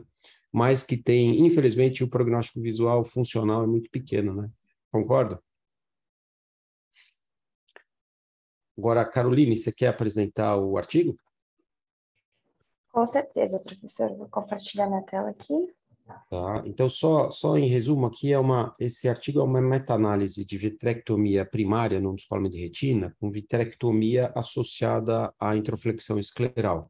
Então, várias vezes aqui a gente apresenta caso cirúrgico, e a discussão está, olha, eu coloco um buckle, eu não coloco. Então, esse artigo faz uma revisão sistemática, baseado em vários outros artigos, então a meta-análise sobre, comparando essas vitrectomia primária com vitrectomia mais introflexão, é o que a Carolina vai detalhar. Então, se quiser apresentar. Boa noite a todos, meu nome é Carolina Martinez, sou residente do primeiro ano de serviço, vou apresentar o artigo da semana. Queria agradecer a orientação do professor Sérgio Pimentel, que me auxiliou na interpretação e na criação dos slides no dia do aniversário dele, então não foi qualquer coisa, não. Bom, hoje a gente vai falar desse artigo canadense, que ele compara justamente a eficácia e a segurança de se usar apenas vitrectomia ou vitrectomia associada com o buccal escleral nos casos de descolamento de retina regmatogênica. Então, só começando aqui para contextualizar, o descolamento de retina regmatogênico é essa condição oftalmológica que a gente conhece bem, que geralmente requer um manejo urgente, sendo as 3 principais intervenções: a retinopexia pneumática, a vitrectomia parsplana e o buccal escleral. Recentemente, debateu-se muito a associação da vitrectomia com buccal, o que, em tese, acarretaria melhores taxas de reaplicação da retina, por minimizar a tração vítrea, e adicionar um suporte de 360 graus para a base vítrea e para a retina periférica. Porém, essa combinação da vitrectomia com buccal poderia aumentar a incidência de algumas complicações, como estrabismo, diplopia e efusão coroidal. E o objetivo desse estudo é justamente esse: comparar eficácia e segurança dessas duas técnicas, né? Vitrectomia sozinha ou vitrectomia com o buccal escleral. Então, a metodologia nessa meta-análise usou como base de dados o Medline, o Embase e a biblioteca da Cochrane. Foram selecionados estudos de janeiro de 2000 a junho de 2021. Iniciou-se com 7.000 artigos e, no final, terminaram apenas com 38 estudos, sendo estes 32 estudos observacionais e 6 estudos clínicos randomizados, totalizando um N grande de 15.600 olhos. Então, vamos falar do que importa, né? Vamos falar dos resultados. Antes de mais nada, comparando a vitrectomia sozinha com a vitrectomia com bulbo escleral, falando de acuidade visual, a melhor acuidade visual com correção aos 6 meses. Não tivemos diferença, como mostra aqui essa nossa primeira gráfico. Ao final do segmento também, mesma coisa, não houve diferença estatisticamente significante. A taxa de sucesso em uma única cirurgia foi maior nos casos em que houve associação da vitrectomia com buccal escleral. E o que é muito interessante aqui é que a gente vê que na associação foi 88% de taxa de sucesso numa cirurgia única, enquanto na vitrectomia sozinha, 86%. Aí a gente pensa, nossa, mas isso foi estatisticamente significativo? Foi, porque a gente tem um N gigantesco de 15.000 olhos. Então, é bem interessante essa noção. Faz todo sentido, já que a taxa de sucesso em cirurgia única foi maior, o número de cirurgias para reaplicação da retina foi menor, logicamente. Contudo, a taxa final de reaplicação da retina foi exatamente a mesma entre as duas situações.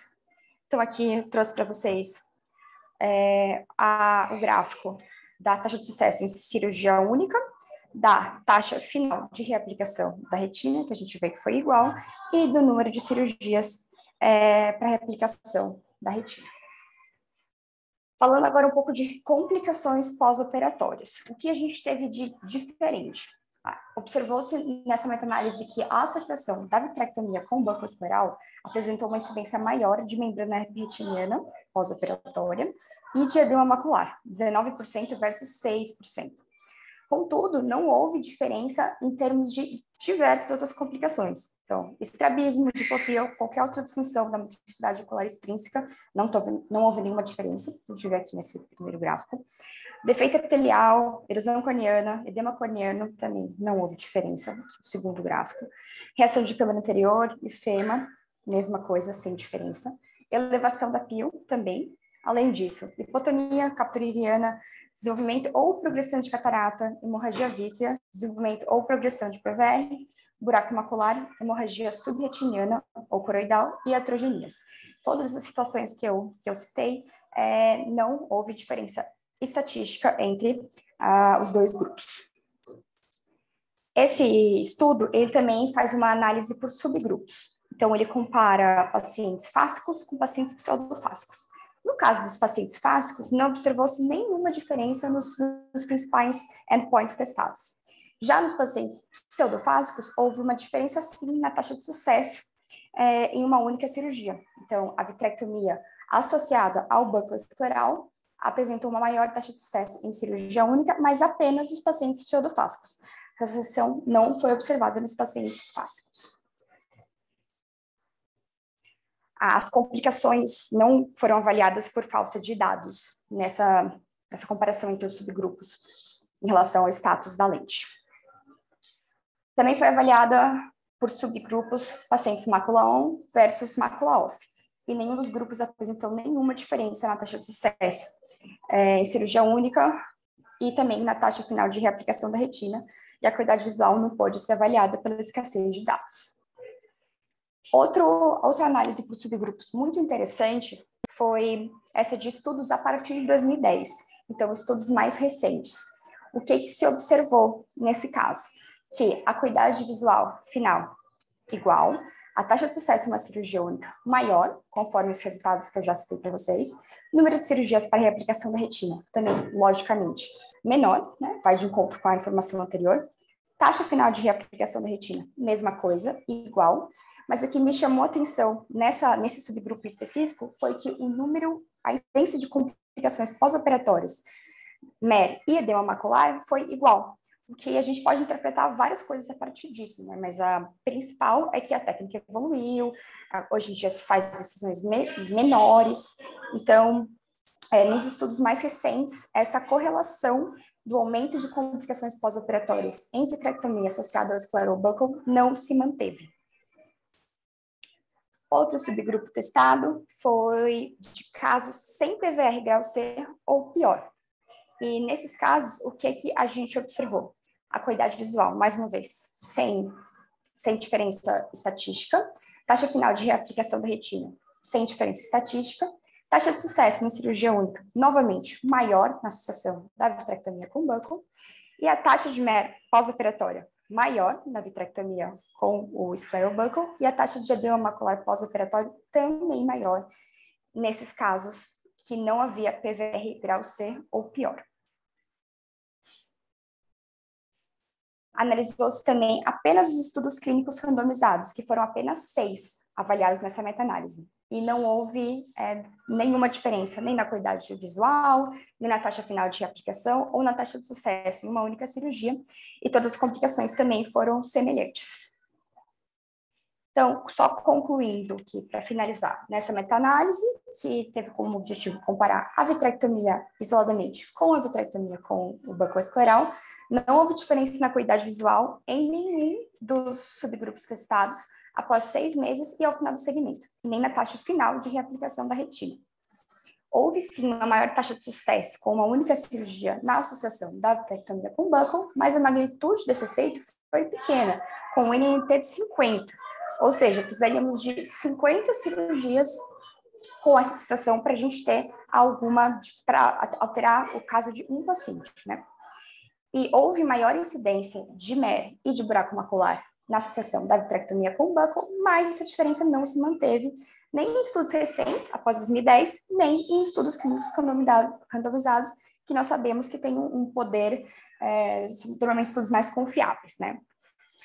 Para o futuro, estudos devem ser conduzidos para a gente entender melhor fatores individuais do paciente e do cirurgião que levem à escolha da associação ou não do buckle à vitrectomia, que a gente vê muito isso, né? Muito cirurgião de retina que diz que faz o buckle, mas não diz muito o porquê. E também são necessários mais estudos que avaliem a aplicabilidade desses achados, dessa meta-análise, em grupos específicos de pacientes e principalmente relacionado à localização das roturas, principalmente roturas inferiores, e também o número de quadrantes acometidos. Queria agradecer a atenção de vocês. Boa noite. Excelente, Carolina. Muito bem resumido. O artigo é bem grande, é um artigo de meta-análise bem extenso, ele descreve todos os outros artigos, né, em que ele se baseia. Então, parabéns, Carolina.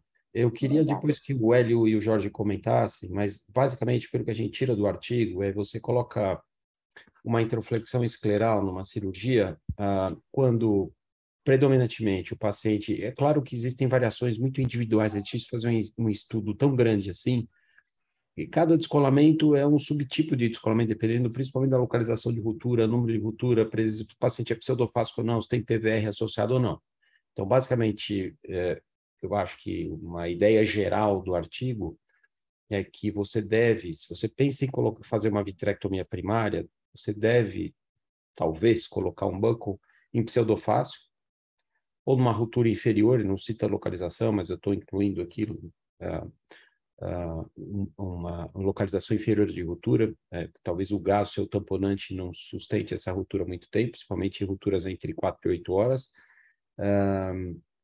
e PVR, certo? A gente precisa colocar para sustentar a base vítrea, para evitar a tração do PVR. Jorge e Hélio, vocês têm algum outro comentário sobre o artigo aqui? Eu acho que é bem extenso, né? Algo que é difícil você fazer meta-análise porque, primeiro que o descolamento de retina, você tem que analisar primeiro a ruptura, né? A quantidade de ruptura, o tipo de ruptura, você tem diálise, você tem ruptura gigante.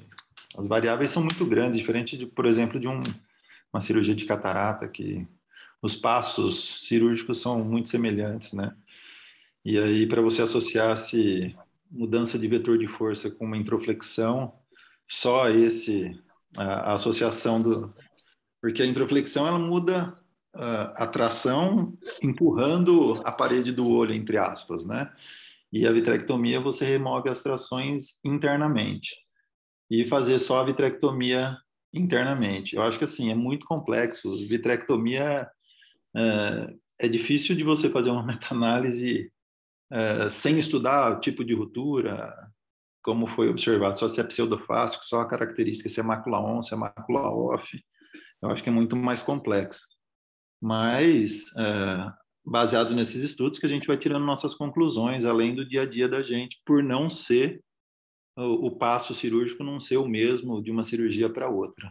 Eu fico um pouco, assim como você comentou no estudo anterior, quando se compara os estudos de melhora de visão em pacientes com DMRI, eu acho que também eu tomaria um pouquinho de cuidado para analisar esses pacientes aí de uma forma mais geral, entre só fazer vitrectomia e vitrectomia com associação de buccal. Eu acho que tem que ser bem selecionado esse tipo de discussão.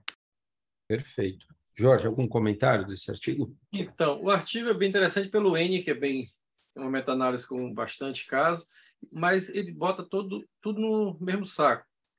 Retina, descolamento de retina é uma cirurgia customizada. Você tem que pensar em vários fatores de riscos e prognósticos e de função ali na hora que está decidindo se você vai botar um buccal, se vai fazer uma vitré, se vai botar gás. É um exercício de raciocínio. Não existe uma fórmula única, porque você tem que pensar todos os fatores que estão incorrendo naquele descolamento.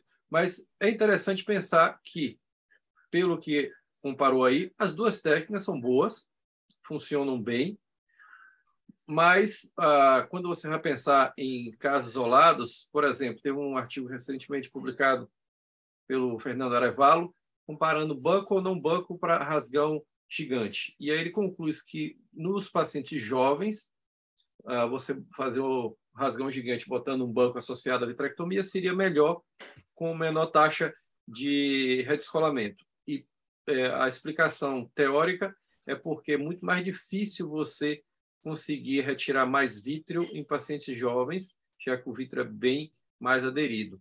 E por esse motivo, o buccal daria maior segurança e menor taxa de redescolamento. Então, esses são os fatores. Você tem que pensar, em caso se o vítreo está bem aderido, se é jovem, se é pseudofásico, se o buraco é inferior, e aí decidir pela sua técnica. Mas o artigo é fantástico, foi muito bem apresentado, é bem interessante ver num N desse que as técnicas são boas, certo? Você fazer com buccal ou sem buccal vitrectomia, ela funciona bem. Perfeito. Ótimos comentários complementares aí do Hélio e do Jorge. Excelente apresentação da Carolina. Muito bom. A gente, seguindo em cirurgia, o Pedro Braga, que é preceptor e faz o fellow de primeiro ano de retina, vai apresentar um caso cirúrgico. Pedro? Bom, boa noite a todos. Eu vou apresentar o caso cirúrgico de hoje.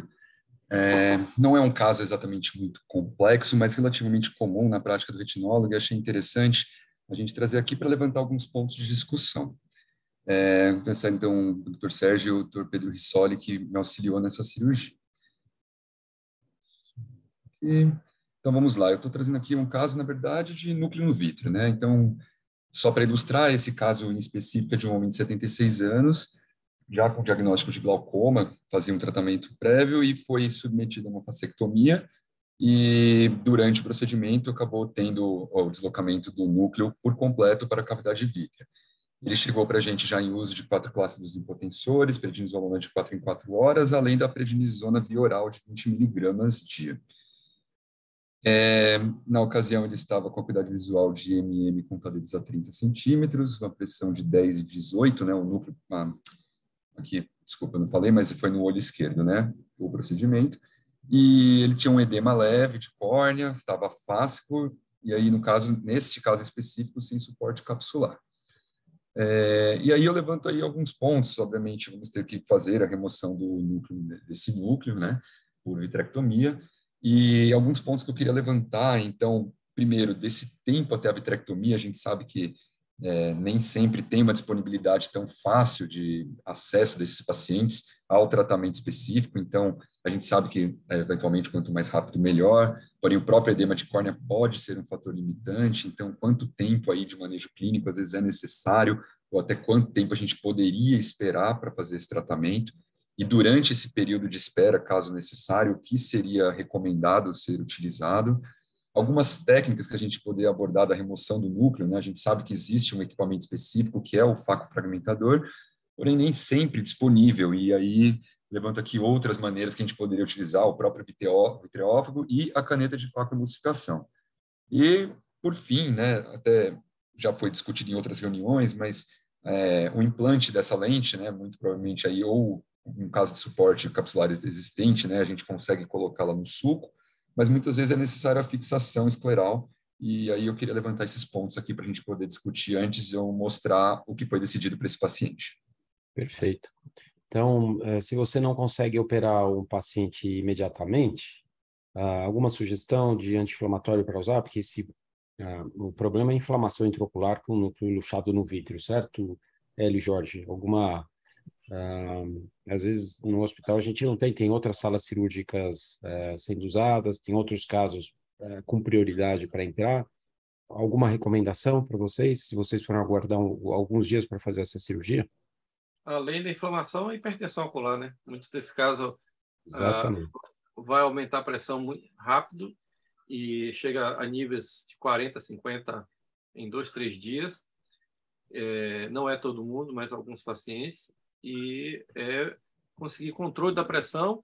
A inflamação também depende do paciente, mas tem pacientes realmente que fazem uma uveíte tremenda e formação de sinéquia, aí dificultando até para a gente operar. Então, você tem que manter o paciente patropinizado, manter o paciente com corticoide oral responde super bem, para depois ir para a remoção do núcleo. Fazer fracofragmentação é uma técnica muito boa, mas às vezes o núcleo é muito duro, aqueles núcleos cor de vermelho âmbar, não é fácil você fazer uma fracofragmentação. E aí eu prefiro tirar pela câmara anterior. Você preenche o perfluorocarbono, ele flutua, e você tira pela câmara anterior. Fazer a facofragmentação, a facoemulsificação, trazendo o núcleo para a câmara anterior, eu nunca fiz, mas já vi vídeos do luxar esse núcleo para a câmara anterior e você conseguir fazer uma facofragmentação com a caneta de facoemulsificação. E fixação escleral, tem tantas técnicas para você fazer, a da shake hand, a Yamane, certo? Uma das técnicas que não é fácil para aprender, mas depois que você aprende, fica muito rápida, é a Yamane. Mas você tem que, caso a caso, por ter várias técnicas de fixação, a gente tem que raciocinar também em cada situação, a órbita do paciente, a posicionamento da íris, e escolher, e qual a sua preferência, aquela que você tem mais habilidade. Perfeito, Jorge. Hélio, você quer comentar esses pontos? O Jorge comentou bastante aí, né? Eu só queria comentar, quanto ao edema corneano, acho que o uso do corticoide realmente, tanto tópico quanto via oral sistêmico, é de eleição, né? E até chegar um edema de córnea, se ele for superficial, que dê para você desepiterizar, no procedimento cirúrgico você consegue ter uma boa visualização, né? Então, analisar bem onde está localizado esse edema, se ele é difuso na córnea, se ele está cometendo só a superfície. Tá? E uma coisa que eu gosto nesses casos é usar o chandelier, né? Porque muitas vezes a gente se entra com 2 mãos exclusivamente, às vezes você quer, principalmente se for comer o núcleo lá embaixo com a iluminação, eu acho que você precisa ter 2 mãos, seja com o facofragmentador, ou se for alguns fragmentos você vai comer, você imagina que dá para comer com o próprio vitreófago, eu acho que a segunda mão para te auxiliar e não atrapalhar, se você for usar a iluminação, você acaba escurecendo muitas vezes a visualização, se for comer lá embaixo, né? Então o chandelier cada vez mais tem ganhando espaço nesses pacientes. Mas acho que o restante o Jorge comentou muito bem aí, de se o núcleo é duro, rebater para cima, tomar bastante cuidado com aqueles fragmentos que ficam na interface entre o perflu, porque a gente usa muito o perflu para proteger a mácula, né? E esporadicamente ficam alguns fragmentos bem na interface entre o perflu e a retina. E nesse momento eu acho que o chandelier ele faz uma diferença grande, que às vezes você consegue aspirar, seja com um back flush ou uma cânula de aspiração e comer esses pequenos fragmentos um pouquinho mais longe da retina, para que você também não aspire o perflu, porque cada vez que você vai ali na região, você, ao mesmo tempo que você está comendo, você está aspirando e cada vez mais vai perdendo o perflu, né? Muitas vezes tem muitos fragmentos, aqueles que ficam, né? Mas basicamente é isso. Perfeito. Eu prefiro usar como técnica o faco fragmentador. O problema do faco fragmentador é que ele é 20 gauge. E a gente usa em geral 23 ou 25, né? Em geral, nesse caso, a gente usa 23, porque se você entrar com vitreófago, né, e imaginar tirar o núcleo com vitreófago, mas o tempo é muito demorado, você perde muito tempo. E se você retirar pela câmara anterior, você vai ter que fazer uma incisão, vai ter que suturar. Então, eu prefiro fazer um sistema fechado, sem abrir, mesmo que o núcleo seja duro, o faco fragmentador é muito potente. Então, eu sempre usei faco fragmentador.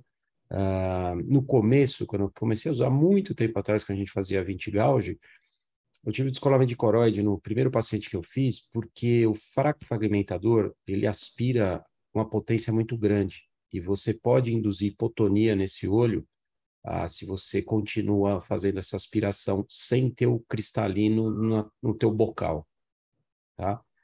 Então, eu abro a incisão, tiro o trocar do 23 gauge, amplio a incisão para 20, entro com o faco fragmentador, faço toda a remoção do núcleo com o faco fragmentador, tomando cuidado para manter o bocal sempre ocluído com o cristalino, né, que está luxado, para evitar a hipotonia recorrente do olho, no descolamento de coroide no pós-operatório. Depois que você sai com o faco fragmentador, idealmente você dá um ponto, né, com Vicril, para tornar de novo a incisão 23 gauge, você coloca o trocar de novo para fazer a troca fluida gasosa, ou pode deixar para fazer a troca fluida gasosa depois de você colocar a lente. Em geral, eu concordo com o Jorge que o Yamane, eu acho que é a técnica que você tem uma curva de aprendizado, mas depois que você ultrapassa essa curva de aprendizado, eu acho que é a técnica mais elegante e mais adequada para se fazer, certo? Pedro, algum ponto que não foi respondido aqui, que você queira perguntar? Não, acho que foi tudo abordado, professor. Está ótimo. Você quer continuar, então, com a tua cirurgia? Eu vou seguir com o vídeo aqui, então. Mas, resumidamente, a gente usou a técnica aqui com flutuação, né, do perfluor, né, usando perfluor, e utilizei a caneta de facoemulsificação via incisão corneana mesmo, e como não tinha suporte, foi optado por uma fixação, e aqui usei a técnica de Yamane. Então, vou seguir aqui com o vídeo, né, inicialmente aqui verificando o DVP. Dá para ver aqui, eu vou pausar em alguns momentos, dá para ver o núcleo estava mais próximo aqui da região da base vítrea, não chegou a ficar sobre a região macular, encostando na retina, né?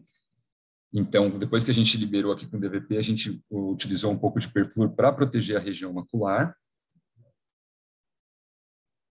E, em seguida, fui estendendo um pouco mais a vitrectomia e tentando liberar o núcleo dessa região da base, né, para poder depois, enfim, trabalhar a base vítrea com mais tranquilidade, sem ter risco do trauma pelo cristalino. Então, aqui a gente vai com bastante cuidado, fazendo a liberação do cristalino. Aqui eu estou usando o chandelier, como o Dr. Hélio sugeriu, foi muito mais fácil dessa forma, realmente, dá para notar a diferença, vai mostrar em alguns pontos da cirurgia. Então, aqui, prosseguindo com o shaving da base vítrea, né, sob indentação externa. Agora, a gente vai completar a cavidade com perfluor para flutuar o núcleo até a região do segmento anterior.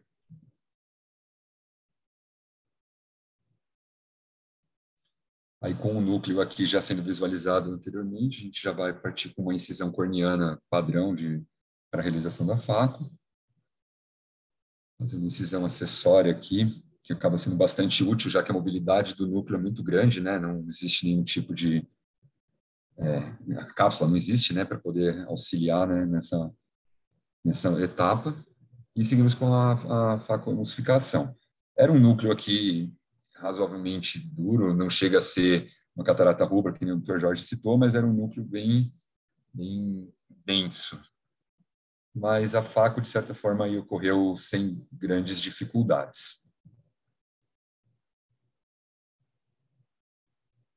Aqui fui usando, então, a mão esquerda, né, para auxiliar aqui, a manter o núcleo um pouco mais estável.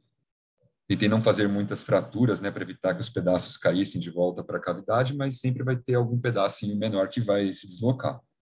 Então, encerrando aqui a faco, a gente voltou para a cavidade para ir atrás desses pequenos fragmentos, né, que acabam sobrando. Aqui, como o Dr. Hélio já havia citado, né, ficam esses pedaços aí que são dá bastante medo, né, na interface ali com o perfluor. A gente sempre tem medo de acabar fazendo alguma lesão na retina nesse momento, mas, graças a Deus, aqui não aconteceu nada. Aumentei um pouquinho o nível de perfluor para proteger a mácula, né, caso a lente tivesse aí algum acidente, e iniciei aí a fixação. Então, marcando aqui, né, pontos aí diametralmente opostos, 180 graus, e perpendiculares à incisão que eu fiz para a colocação da lente. Aqui vou colocar a lente sobre a íris, deixando um dos áticos exteriorizado para maior segurança, né? Vou proceder aqui com a marcação, então 2 milímetros naquela região que eu já tinha marcado, e com um túnel de 2 milímetros também a gente usa uma agulha. Aqui a gente não tem a agulha descrita, né, pelo Dr. Yamane, não se tem no Brasil. A gente usa uma agulha aqui de insulina de 29 gauge, e ela funciona muito bem, da Unicmed. Então, colocando o primeiro ático aqui na agulha. Aqui ficou um pouquinho fora do vídeo, mas já estou marcando a segunda parte, entrando com a segunda agulha diametralmente oposto, né? E aqui fiz na mão esquerda mesmo, eu coloco a agulha, e com a mão direita eu vou pegar o segundo ático e colocar no lumen aqui da segunda agulha.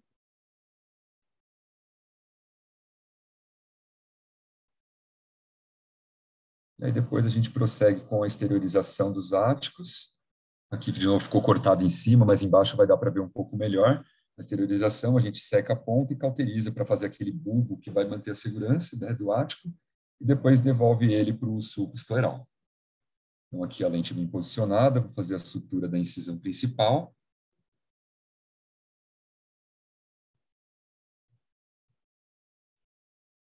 Voltando para a cavidade, aspirando o perfluor, né, o remanescente aqui.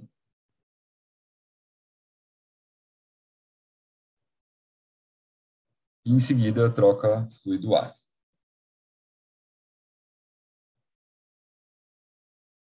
E foi isso. Essa foi a cirurgia. Cirurgia muito bem feita, Pedro. Parabéns. Tecnicamente, obrigado, professor. Excelente, né? Jorge Hélio, comentários aqui? Só queria comentar que hoje, para fixação de lente, a gente tem duas técnicas, uma com fio e outra sem fio, teoricamente, né? Uma não, algumas técnicas com fio e outras técnicas sem fio. E as técnicas sem fio são mais rápidas. E você tem menos risco de ter saidel, eu estive estudando um pouquinho em cima disso. Além de que as lentes que a gente usa para fixar com fio, por exemplo, a Acryos, esses pacientes muitas vezes eles podem descompensar, né, e ter que fazer um transplante de endotélio. E quando se faz o transplante de endotélio e você põe ar na câmara anterior, a chance dessa lente opacificar, a Acryos principalmente, né, que é hidrofílica, é muito grande. Ou se você precisar fazer uma segunda cirurgia com essas lentes, com a lente Acryos, também, se você colocar a gás, também a chance dela opacificar também é mais alta. Por isso, eu acho que assim, além do Seidel, que é maior, porque muitas vezes você usa o trocator para puxar o fio, e o fio, quando ele passa pelo trocator, fica um espaço muito grande, diferente do áptico, que é mais, assim, preenche mais o lumen, né, de onde está o trocator. Então, a chance de você ter hipotonia nesses pacientes em que você faz fixação com um fio é maior também. Então, tudo fala a favor de você fazer um Yamane, né? Eu acho que, assim, você tem risco do áptico a longo prazo ceder, tudo bem, mas dá tempo de você planejar o procedimento cirúrgico, e tem muita coisa mais a favor de você fazer o Yamane, por isso tem sido uma técnica de eleição pela maioria dos cirurgiões, em comparação com a técnica de fixação que tem sido não deixada de lado, mas o N de complicações ele pode ser maior do que quando você faz a técnica do Yamane. Perfeito, Helio. Jorge, algum comentário final? Não, tudo perfeito. Muito bem Tá. feita a cirurgia. Então, Pedro, parabéns. Essa agulha, que é muito boa, porque a mobilidade dela é muito boa e do tamanho adequado para uma MCA 60 da Alcon, é uma agulha que você usa para caneta de insulina, sabe? 29 gauge, né? Essa mesma, professor. Né, Pedro? O Pedro mostrou a foto. Acho que você não tem a foto aí, né, da agulha que você usou. Eu vou ver se eu acho aqui, professor. Chama UnicMed, a empresa. Deixa eu ver se eu encontro aqui para mostrar. Porque essa agulha é móvel e você, quando coloca o áptico, você não tira, você mantém a agulha lá para tirar só depois que você colocar o outro áptico, né? Certo, Pedro? Isso, exato, professor. Você consegue manter ela lá. Então, isso facilita a técnica, né? Principalmente a colocação do segundo áptico, assim, né? Porque o primeiro fica móvel, então você vai mobilizando a lente está dentro da agulha e ela está sendo mobilizada sem você ter risco de eventualmente quebrar o áptico, né? Ou entortar o áptico. E o lumen dessa agulhinha de insulina, de injeção subcutânea, encaixa direitinho na MCA 60. Deixa eu deixar a mensagem, Pedro, parabéns, foi ótimo, viu? Essa daqui, ó, pessoal, não sei se está dando para ver agora, essa daqui, ó, da UnicMed de 29 gauge, que a gente usa aqui. Tá. Ela é estéreo a parte interna, então você abre a parte interna só, né? Então você abre e tira a tampinha dela, né? No centro cirúrgico e puxa com Kellyzinho, né, Pedro? Isso, exatamente, professor. E daí ela tá estéreo lá dentro, você pode manipular bem. Então, Pedro, parabéns, viu? Ótimo caso. Eu queria agradecer aqui todos os comentários agora aqui do Jorge e do Hélio, né? Também os comentários anteriores da Cleide, do André Creus e da Joyce, né? E as apresentações da Júlia, do Rodrigo, da Carolina e de novo do Pedro, tá? Parabéns aí por tudo. Então, agradeço a todos, o pessoal que ouviu e o pessoal que vai rever aqui no YouTube. E daí, quinta-feira que vem, a gente volta aqui, tá bom? Obrigado a todos, tá? Um abraço para vocês. Obrigada, boa noite, professor. Boa noite a todos. Boa noite, Julia. Obrigado.